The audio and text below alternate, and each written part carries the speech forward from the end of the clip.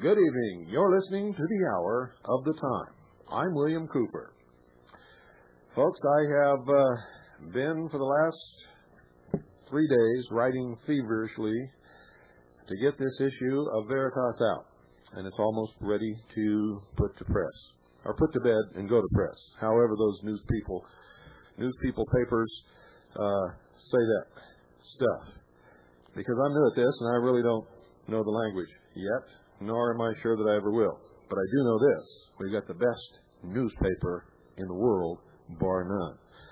There's some hot stuff in this second issue that is going to really open your eyes. And that ain't all. So, folks, starting the latter part of next week, you can start looking for it in your mailbox, those of you who are subscribers. And don't forget, this newspaper goes free gratis to the President, Vice President, every member of the Cabinet, all of the Supreme Court judges, the United States Attorney General, old Waco Massacre Reno, every member of the House of Representatives, and every member of the United States Senate, every governor of every state in the Union, on my nickel. On my nickel. I'm the only newspaper that does that. Actually, it's not just my nickel, it's our nickel. It's Mike and Bart's nickel and my nickel. So, just bear in mind when you read Veritas that everybody, that is anybody, that counts for anything is also reading it. Don't go away. I'll be right back with some hot, raw intelligence.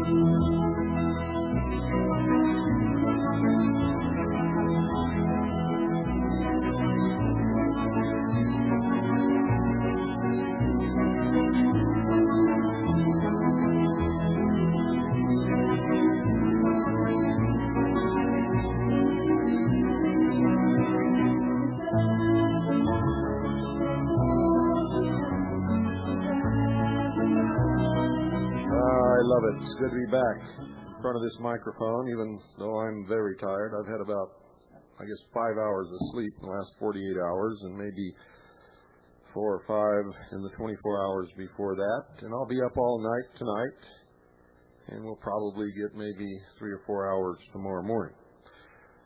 But that's the way we work around here. You see, we just have one rule. Only one. We see what is the right thing to do, and we trust in God, and we just do it. That's all there is to it, Mr. Pruitt. You can tell I'm tired when I start rhyming on the radio. This is from the Pittsburgh Experience, the community newspaper of Pittsburgh Township and area. And this is Canada, ladies and gentlemen. Listen to this. The Royal Military College was a high-activity area during this weekend. Blank ammunition and small-scale pyrotechnics and smoke grenades were used. As well, visitors to the college were required to present identification and were subject to search prior to being allowed access to college grounds. Beginning last Friday, March 17th at 4:30 p.m., the officer cadets of the Royal Military College of Canada began participation in an internal security exercise on Royal Military College grounds, both north and south of Highway Number 2. The exercise concluded at 9 p.m. Saturday. The aim of this exercise was to provide the Royal Military College cadets with a practical opportunity to exhibit their leadership skills in a real-life scenario involving internal security violations. Internal security violations. Real-life scenario.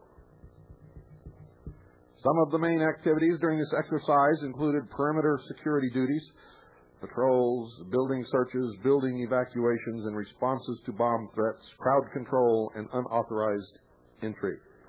Unauthorized entry. Unauthorized entry. I have to say it 3 times for some of the sheeple. Those of you who are not sheeple, please forgive me.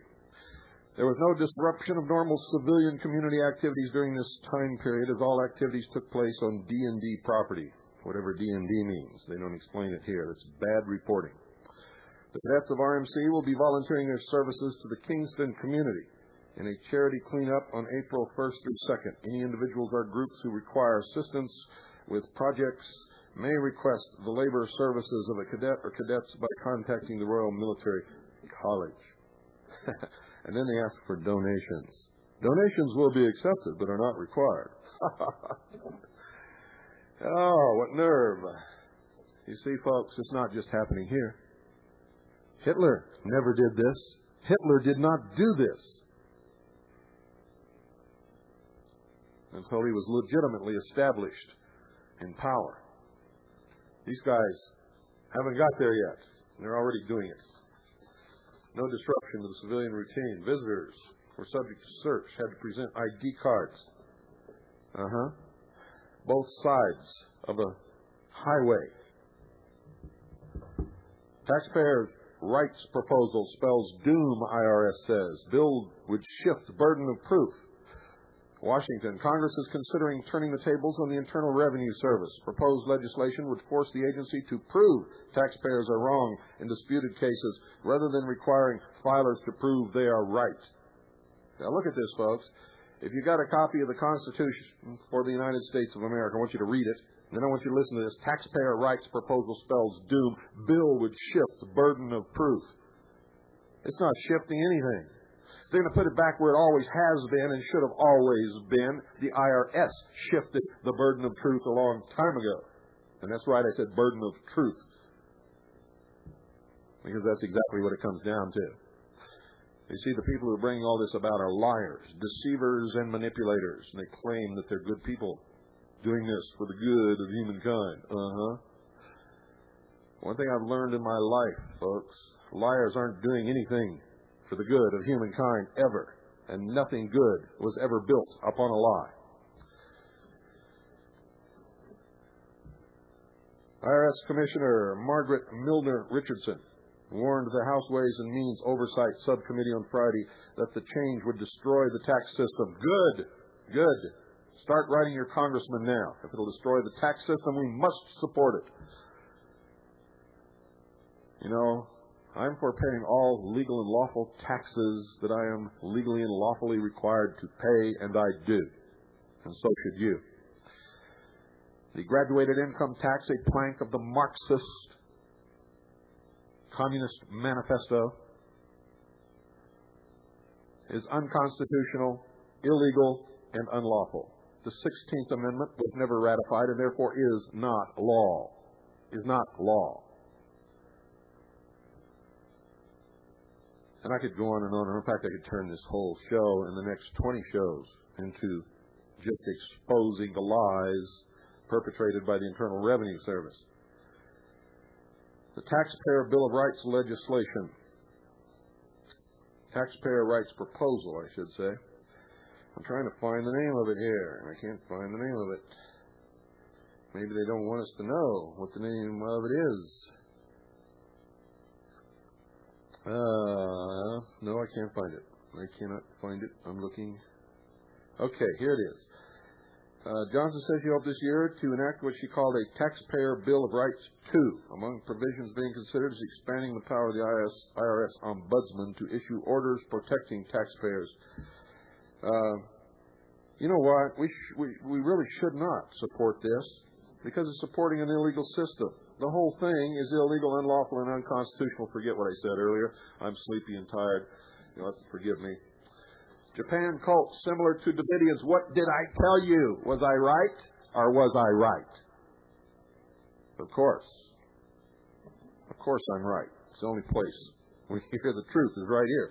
I told you that they would connect that to a fundamentalist religious, and they would call it a cult. Didn't I? And that's exactly what they did. And I didn't expect them to do it this soon. Japan cult, similar to Davidians. Were you watching television tonight, folks? On HBO, they're running a propaganda movie about the Branch Davidians, and what little bit of it I watched made me so sick I couldn't stand it. If conditions in that church were the way they portrayed it on television tonight in this HBO movie, if David Koresh was the person that they portrayed in that movie, those people would never have been there. They never would have stayed in there, and they never would have died. And they wouldn't be the nice, wonderful people that you see on the tape that we've been sending out all over this country. The heat must really be on for them to be coming out with such crap as this. And, folks, you can look, just like I said, remember, you can look for stepped-up terrorist activity, and you can look for every single incident to be blamed upon a fundamentalist religious organization, and they will call them a cult. And very shortly, within the next year, you can expect another Waco massacre. I don't know what the proper name of it will be, but you can expect it to happen. And when it does, it won't. You understand what I'm saying? When it happens, it won't be the people in the church who lose the battle the next time. I can assure you of that.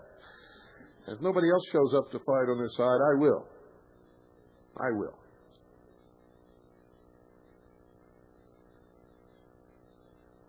Japan cult, similar to Davidians. Leaders broadcast raises terrorist fears. Boston Globe.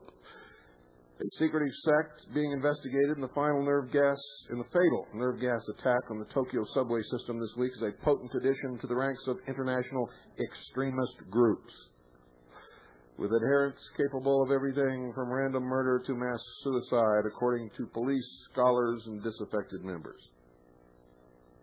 While investigators are still trying to pull together thorough information about the group known as Aum Shinri Kyo, or Aum Supreme Truth, many observers note ominous similarities between the sect and the Branch Davidians. A Christian cult, whose holdout at its compound near Waco, Texas, ended in a fatal confrontation with federal authorities in April 1993. Cult members, all through here, terrorism, cult facilities, cult, reprisals, cultists, cult, long-haired, cult. Boy, it's a good thing they didn't learn this word cult back in the 60s. Whoa. All you guys out there that used to be hippies be dead now. Dead. Long hair. Cultists. You know something really strange, folks? You never hear any reference to drugs. Isn't that weird? Maybe that's because the people who are doing all the massacring are the ones who came out of the 60s and are still smoking. What do you think? No, not me. I didn't inhale, and I feel your pain. Record United States trade deficit. What did I tell you? What did I tell you, Jose? I told you. You didn't listen. What's going to happen? You're going to get poor. All Norte Americanos going to get poor. Everybody going to be poor. And I'm not making fun of the Mexicans. They don't like this any more than we do. I can guarantee you that. They don't even like the bailout that Clinton said wasn't a bailout. He says it's not a loan. It's not a gift. It's not a bailout. What is it? What is it? Anybody know? Record U.S. trade deficit. Just a couple of months ago, they said there wouldn't be any trade deficit because of NAFTA and GATT. Right? Said everything was going to be really neat and this was going to fill the coffers of America. Ooh. Well, I got to tell you, folks, it's not working that way. In January, we were $12.23 billion in the hole.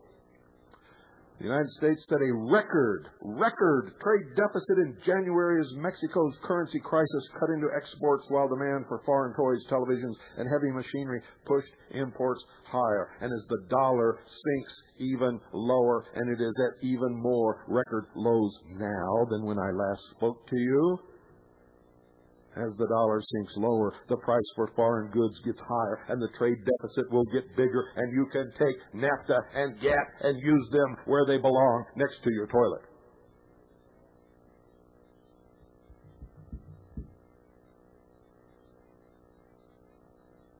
The Commerce Department reported Tuesday that the imbalance in goods and services rose 68.4% to $12.23 billion, up from a December deficit of $7.26 billion.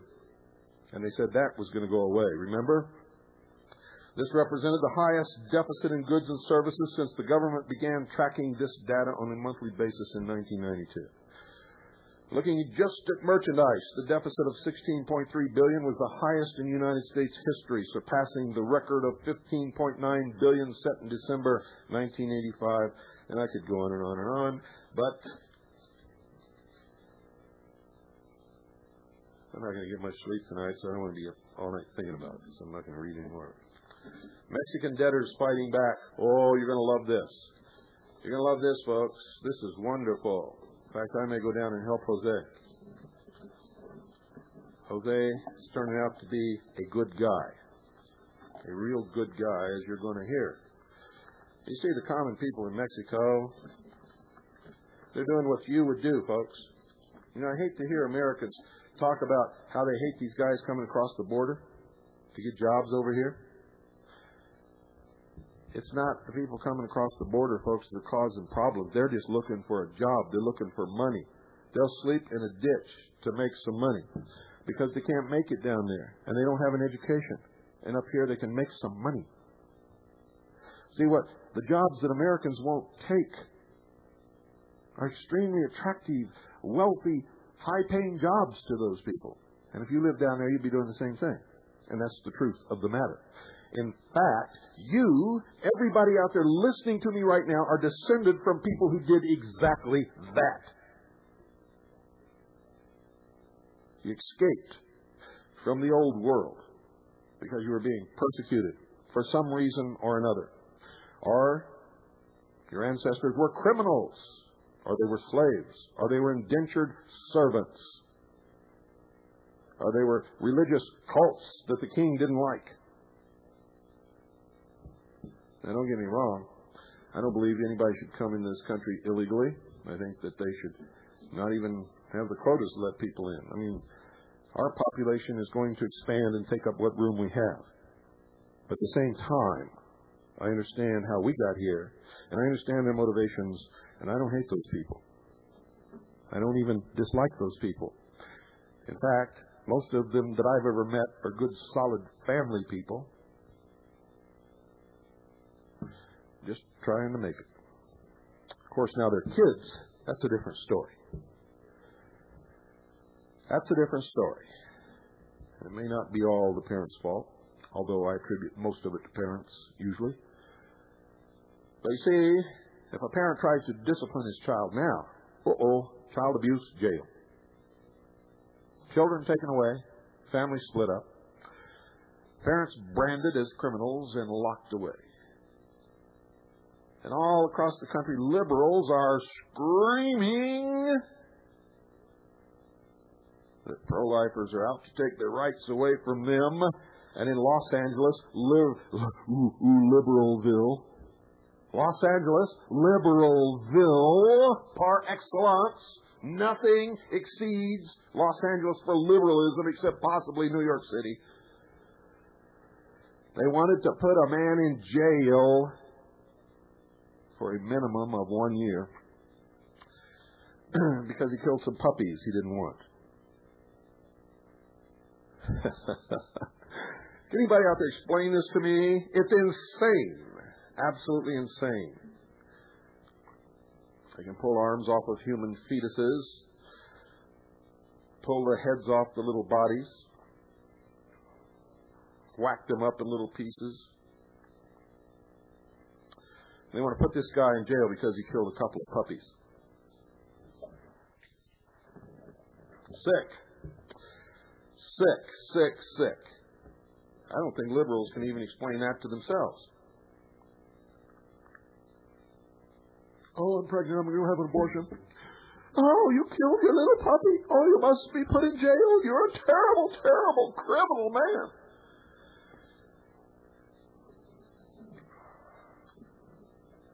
It escapes me, folks. I don't know how to explain that. I don't even know how to talk about it. It's insane. Absolutely insane. Now, I'm not one to go around yelling at people because they have an abortion. I'm pro-life. I think abortion is murder. But I don't go around preaching it. You'll never see me standing in front of an abortion clinic. And you'll never see me choose a president because he's pro or con abortion issue. You know why? Because I don't care how loud you scream. I don't care how high you jump up and down. I don't care how many abortion doctors you kill. The law will decide whether abortion is legal or illegal. If it's illegal, then you can't have an abortion. And if you get caught having an abortion or performing an abortion, then you have to pay the consequence. If it's legal, then that's a moral issue between you and God and your community. Nobody else can do anything about that. You see, the only solution when it's a matter of the law, ladies and gentlemen, is to take a gun in hand and force your will on other people through the sheer force of might. And ain't none of you out there going to do that. So why are you chasing this red herring around? Yes, I agree with you, it's murder. Yes, I don't like it. But the law says it's legal. So what are you going to do? Are all of you going to get together and take up arms and go against the federal government? Because that's what you'll have to do. And if you do that, you're insurrectionists. And you'll be put down. Put down hard. And you'll be called a cult. I can guarantee it. So, now, if the whole nation wanted to do that, then you could win. But the whole nation doesn't and probably never will. So, it's a red herring. You're chasing a red herring. You're wasting your time. It doesn't matter who you elect to the office of president, the Supreme Court will decide whether abortion is legal or illegal. It will never be decided by Congress, and it will never be decided by a vote of the people. If it is decided by Congress, and the Supreme Court has already ruled that it's legal, the Supreme Court will say that the law is unconstitutional, because the Constitution has nothing to do with abortion. And that's the truth. And don't give me this right to life, liberty, and the pursuit of happiness. That just tells me that you haven't read the Constitution, because nowhere in the Constitution will you find that phrase. You will find that phrase in the Declaration of Independence, my friends. So let me tell you about Jose. How did I get on that subject? I must really be tired. I'm rambling tonight. You know what I feel like? I feel like I'm sort of walking around in a fog. And I know that I've got to be up all night and write more so that you'll get a wonderful paper at the end of next week. And the longer I stay up, the foggier it gets. And then suddenly you reach a point where the fog goes away. And you think clearly. And you still haven't had any rest. And I don't know how that happens, but it does. Businessmen and farmers join against banks. Mexican debtors fighting back. Listen to this. It is amazing and it's wonderful. Absolutely wonderful. You're going to like this, folks. This gives people hope. Mexico City, when Mexican avocado farmer Porfirio Ponce died of a heart attack after a bank lawyer threatened to foreclose on his property, the Barzan movement struck back. More than 200 people from the National Debtors Organization carried Ponce's coffin into a rural branch of Mexico's Surfin Bank, according to Juan Jose Quirino Salas, Barzan's national coordinator. We left it there for about 2 hours, Quirino said. They called around to the main offices, then they agreed to renegotiate. That happened in Michoacan State in November, when Mexico's economy was just starting to tumble into crisis. Now, as the economy crashes and Mexicans, as a result, are paying 100% annual interest on credit, the Barzan is much stronger and its tactics tougher. How would you like to have your dollar devaluated? Your salary doesn't change. The payment on your house is still there, and interest goes up to 100%.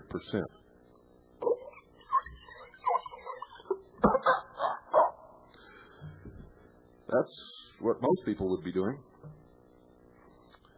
And that's what's happening in Mexico. And that's what's going to happen here.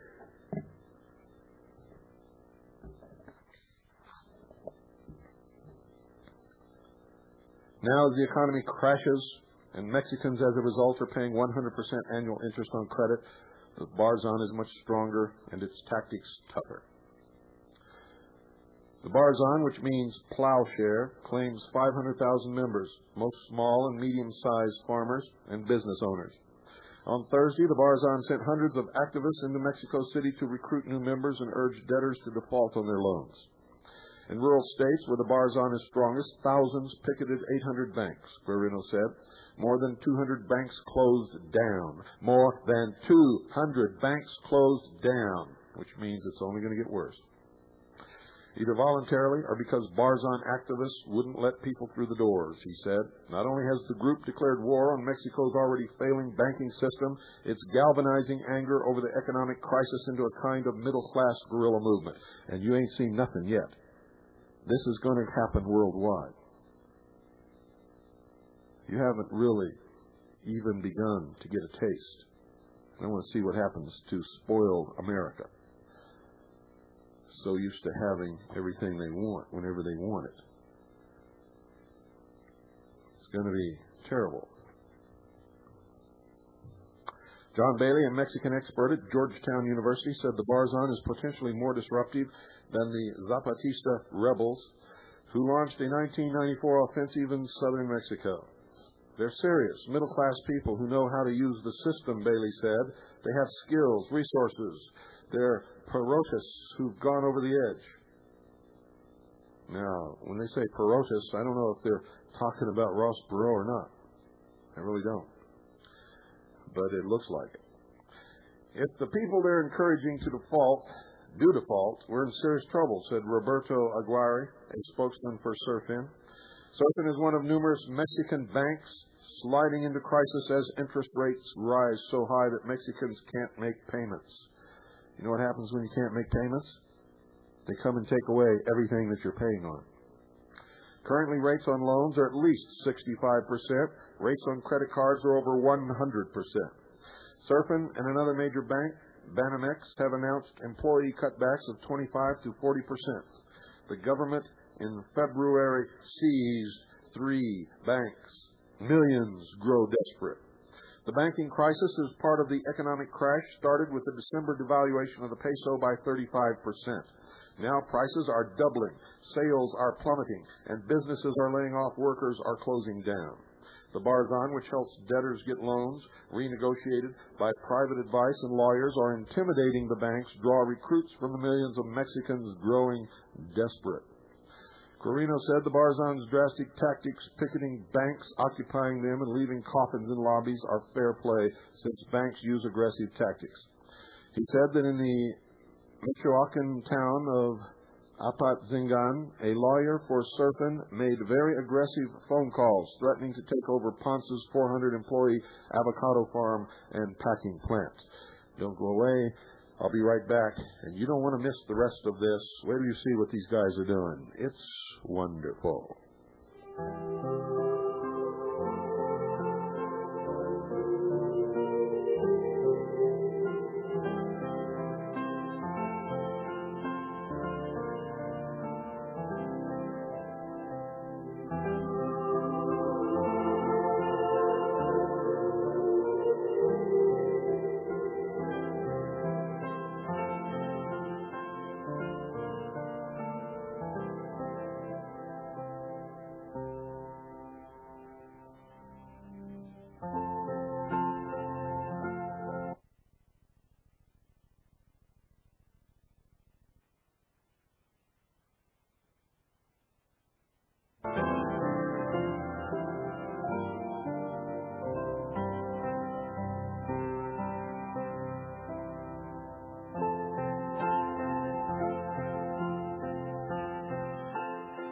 Well, I hate to read you an article like that and tell you to call Swiss America Trading, but that's exactly what you ought to do. And that's not why I read the article. It just occurred to me you might think that.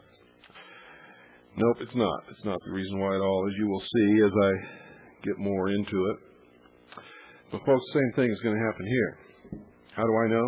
I know a lot of things that you will never know unless I tell you, or unless somebody else who knows what I know tells you. See, most Americans walk around, they don't listen to anything other than what's presented to them on their television set or on regular radio. And I'm not talking about most of you out there because you don't fit into this category. They just don't know. They think everything is hunky-dory. It's a hoot. Life's a hoot. Hey, Bill. Life's a hoot. Somebody said that to me down in Atlanta, Georgia. I love those people dearly. They're wonderful.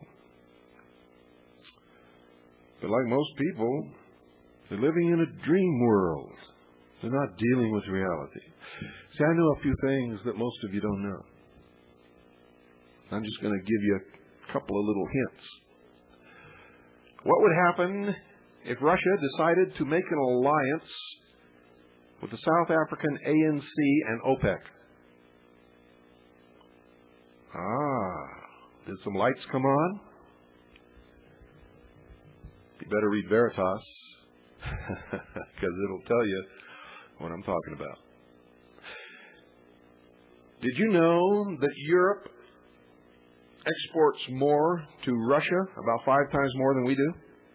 And you know that Russia exports about 19 times more to Europe than they do to us?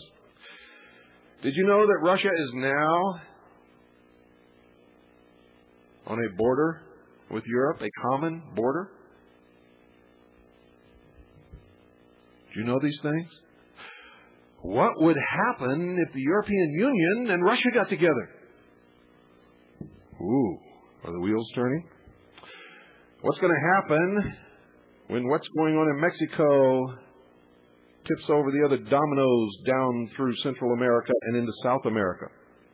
And who's going to deal with the revolutions that are going to take place because of it? Have you thought about that? Well, I do all the time. I've been thinking about it for months.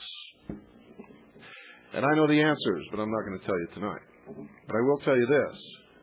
You better get your little butts over your telephone, and you better stick your finger in those little buttons there and dial Swiss America Trading. You better start covering yourself now. Right now. Things are going to get tough. Real tough. And you know what all this stuff is training for? They're not training to come and get the militias. although they will go after the militia leaders when the time arrives to do that. They're preparing for an economic collapse and the social unrest and insurrection that will accompany that economic collapse. That's why I've been warning you and telling you. The primary mission of the militia should be to maintain political and military control of your local area.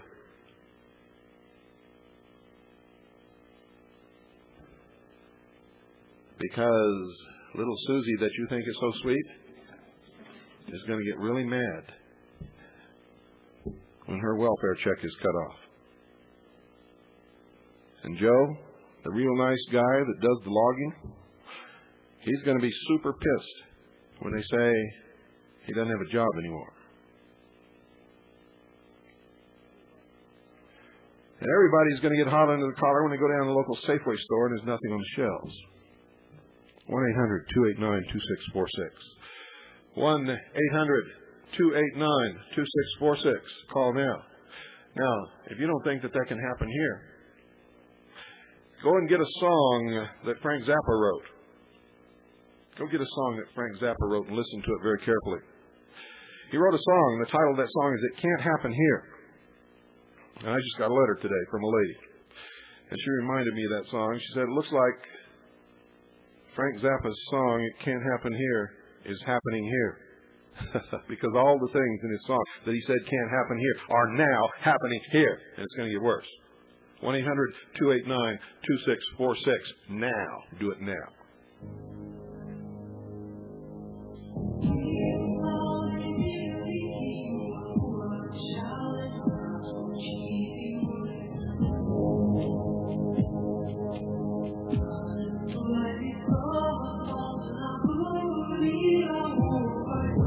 Anybody know what kind of music this is?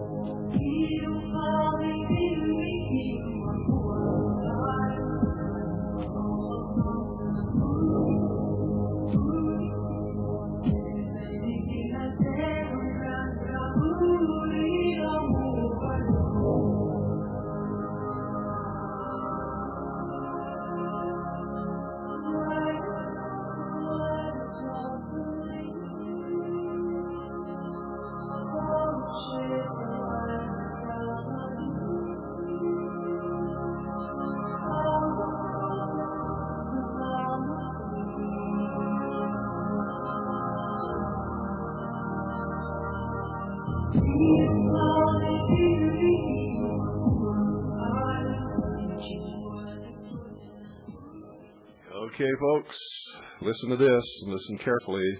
This is really neat stuff. He got very anxious and depressed. We're said he couldn't sleep, and then he had a heart attack. Employees at the Surfing branch in Apat Zingan confirmed the coffin in the lobby story, but wouldn't otherwise comment. Surfing spokesman Aguirre said the bank tried to clean house of very aggressive lawyers, but it's possible there are still some out there, he said. If you believe that, I'll give you a bank. In the Veracruz town of Tancoyaca, Barzan, and forgive me if you're of Mexican origination and I'm mispronouncing these names. I'm not, and I don't speak Spanish, and I don't have time to learn, and I'm not going down there in the foreseen future, so please forgive me. In the Veracruz town of Tantoyuca, Barzan activist Carlos Villegas led others in taking Rinaldo Arita's body to the local branch of a major bank. Arita died of a heart attack after being told that his bank would take over his cattle ranch since he wasn't paying off his $80,000 loan. Villegas said they took the coffin to the door of the bank and dropped it there. They were a lot more sensitive after that, he said. A Tantoyuca branch manager who asked not to be identified said the coffin wasn't purposely brought to the bank. We're close to the church and all the funeral processions pass by here. This guy thinks he's talking to dummies all over the world. They dropped the coffin of the guy who died of a heart attack because the bank was going to repossess his cattle ranch. They dropped the coffin right in front of the door of the bank, And this branch manager said the coffin wasn't purposely brought to the bank.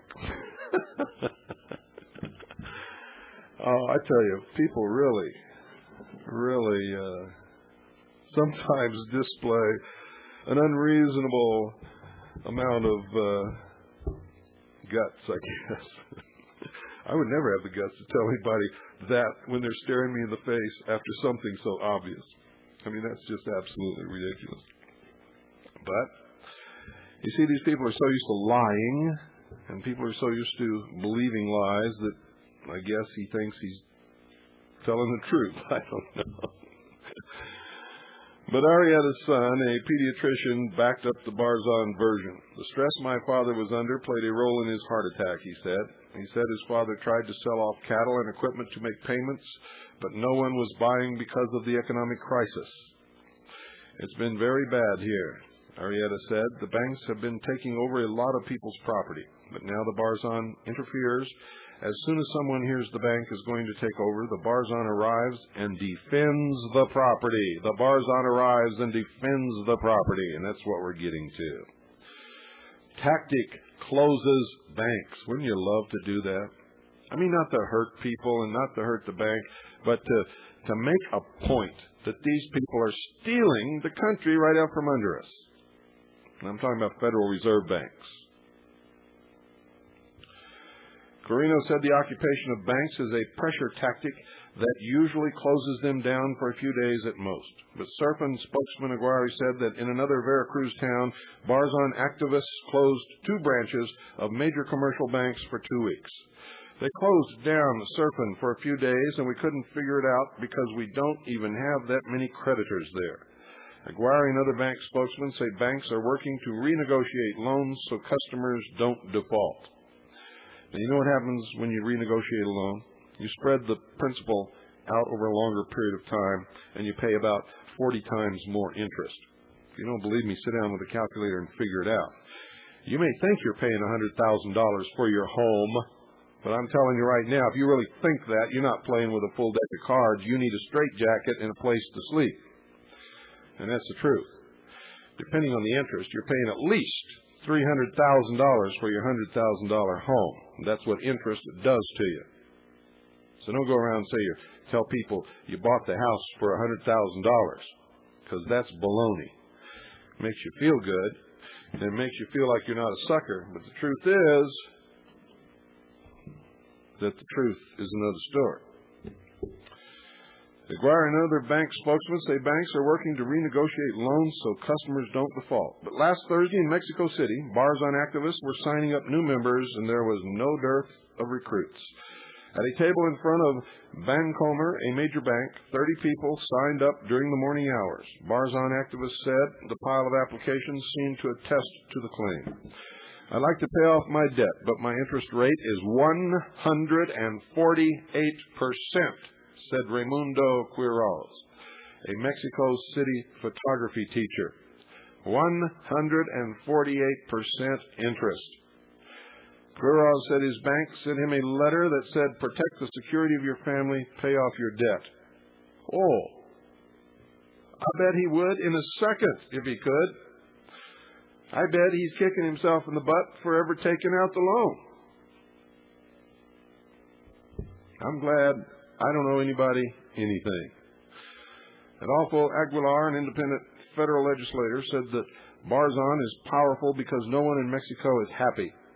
If there was ever a time when Mexico would erupt in violence, it's now, he said. And I'm telling you, it's gonna. Not just in Mexico, but all through Central America and South America, there's going to be the greatest wave of revolutions and violence that you've ever dreamed of in your life. And guess who's going to get bogged down in Vietnam #2, trying to keep the peace? Yep, you guessed it. And guess who's going to pay for it? Yep, you guessed that too. IRS taking a closer look at taxpayers. This is from the Daytona Beach News Journal, March 18th, Daytona Beach, Florida, by Vivian Marino, Associated Press business writer. From now on, if you get it audited by the IRS, they won't just scrutinize your 1040 form, your pay stubs, and your charity receipts. They might take a look at what kind of car you drive, ask how you catered your child's wedding, or find out how much your rich uncle left you in his will. Beginning this year, all individuals selected for Internal Revenue Service audits will find their personal lives, as well as their returns scrutinized for evidence of unreported income. Yeah, you're going to be standing there. One of them's going to disappear, and the next minute you're going to find his hand in your pocket. Beginning this year, all individuals selected for Internal Revenue Service audits will find their personal lives, as well as their returns, scrutinized for evidence of unreported income. It wants to know how someone with a $30,000 income can afford a $400,000 house or drive around in a new Lincoln, said Joseph F. Lane, a former IRS supervisor from Menlo Park, California, who now represents clients in tax disputes. I say we ought to follow them around and check into their personal life and find out why they have a $400,000 house on a $30,000 income. Actually, it's nobody's business, including the IRS. The IRS is quietly instituting the changes as part of a strategy to get more people to pay their taxes. Uncollected taxes total at least $127 billion a year. IRS figures show. The agency's goal is to raise the compliance rate from the current 83% to 90% by 2001. They're already lying. The compliance rate is not even close to 83% today. So many people have quit filing and quit paying because they found out the scam, the fraud. The IRS doesn't want you to know what the true figures are. Some tax experts who have seen the training manuals the IRS is preparing for its 15,500 auditors contend some of the new procedures are too invasive. Heck, just the fact that they exist is too invasive for me. They're trying to turn these auditors, who are basically accountants, into detectives, said Frederick W. Daly, a San Francisco tax attorney and author of Stand Up to the IRS. Sure, Frederick Daly, Stand Up to the IRS. Have you read his book? He doesn't stand up to the IRS. He just plays their game. They're supposed to look for body language. They want to know what kind of car you drive, whether you have relatives with money. The IRS is getting away from your return, and now it's you being put under a microscope. You see, the reason they look for body language, folks, is if you're standing there picking your nose, they know darn well you ain't got no money. Body language. Can you believe these guys? Accountants turning into detectives. Practice raid. The Columbus Dispatch, Saturday, March 4th, 1995. Practice raid preps deputies for real thing, real thing, real thing, real thing, real thing, rah, rah, rah, rah, rah, rah, real thing. Practice raid preps deputies for real thing. In Lancaster, Ohio, with deputies dressed in black uniforms, hoods, and helmets. Sounds like terrorists to me. Doesn't sound like deputies. This sounds like the ninja guys in the movies. They're sneaking around in the dark, climbing up buildings, breaking in windows, and killing people. These aren't deputies. These are gangstas. Gangstas, yeah. But it was real, sort of. The members of the Fairfield County Sheriff's Emergency Response Team were practicing securing a building safely and quickly. Listen to this. Listen to this, folks. See, they only learned one thing from Waco. I quote, "Such maneuvers are important for deputies serving search warrants," said Sheriff Gary DeMastri. End quote. How did we get by all those years with somebody knocking on the door and serving a search warrant without any violence? How in the world did we ever do it? My. And where do they get all of these men who are so sexually inadequate that they got to play cowboys and Indians until they're 60 years old? Yeah. About 6 months ago, DeMastri handpicked 10 officers. Oh, it's the elite team, to receive specialized training twice a month. Twice a month. That's a big expenditure for a sheriff's department. He also bought $15,000 worth of equipment to outfit the team, probably through the confiscated fund sharing scheme that they've got now. They find somebody who's got some money. They go out and say he's got some drugs. They take all his money. They don't charge him with anything. And they go out and buy their $15,000 worth of equipment to outfit the team, including gas masks, riot helmets, and radio equipment. I was looking for deputies who are able to keep their cool in the face of situations that might go awry. They had to be in good physical shape, reliable, and have good common sense, DeMastery said. So he went down to the local donut shop, said, you, and you, because you're not out on patrol where you should be, come with me, you're in the new squad. And I'll bet you that's exactly how it happened. Yep, I'll bet you that's exactly how it happened. You know, I used to have great respect and great liking and all kinds of things for police officers. Not anymore. Not anymore. I don't know anybody. I do not know anybody who doesn't absolutely get struck with a lightning bolt of fear when they just see a police officer anymore. Doesn't matter who they are. And when that happens in America, the police are no longer our friends. Now, don't get me wrong, there's some good cops out there. I know one. His name is Dave Mann. He's the one that did the audio tape of the visitor from the past. In fact, as soon as this issue is out, Dave and I are going fishing. He made me promise, because I worked too hard, to take a day off and go fishing with him, and I'm going to do that.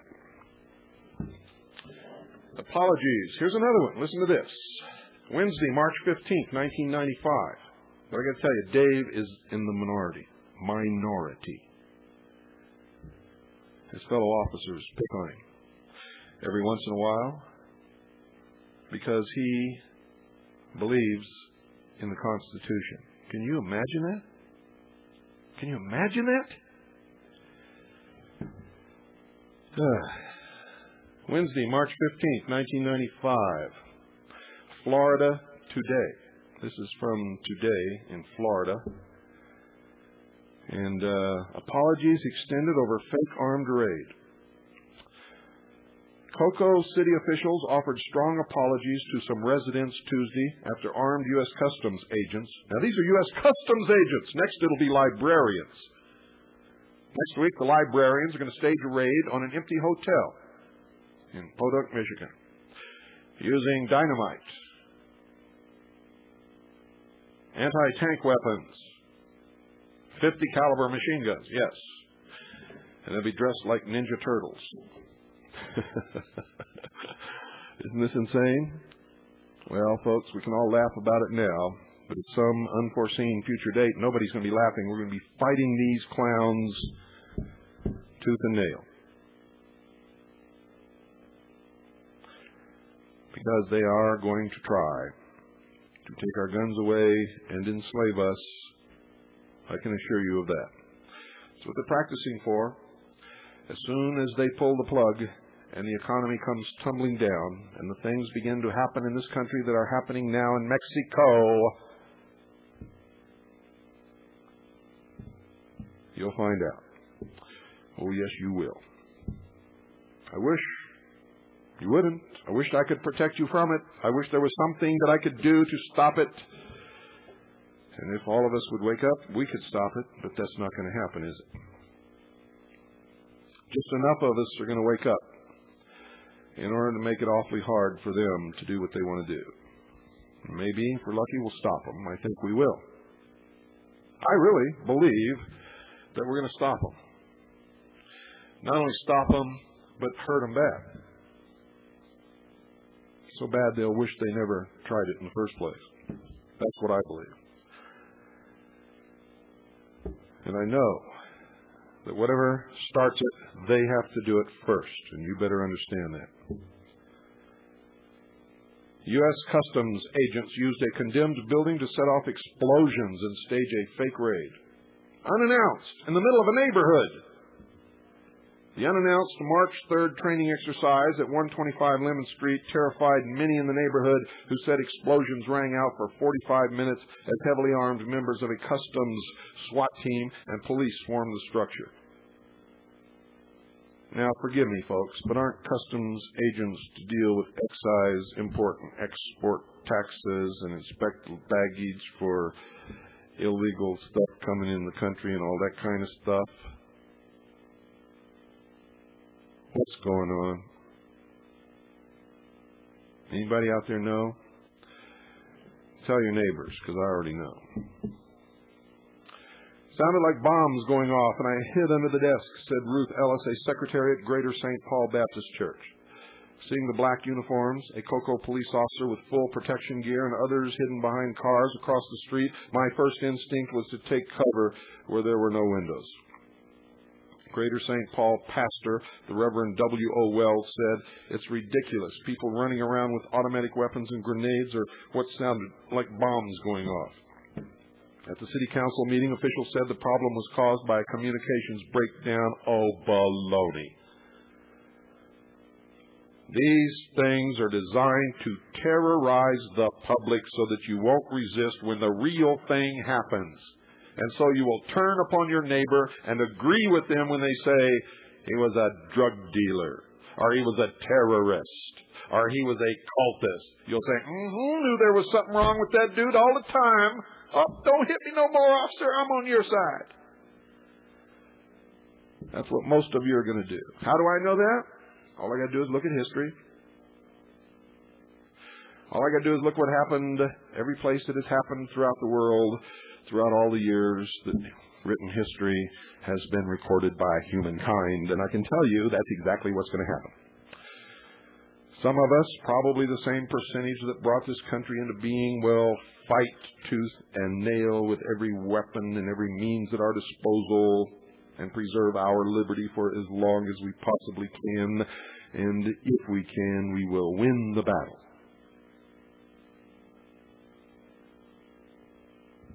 And if we win the battle, you better hope we're good guys.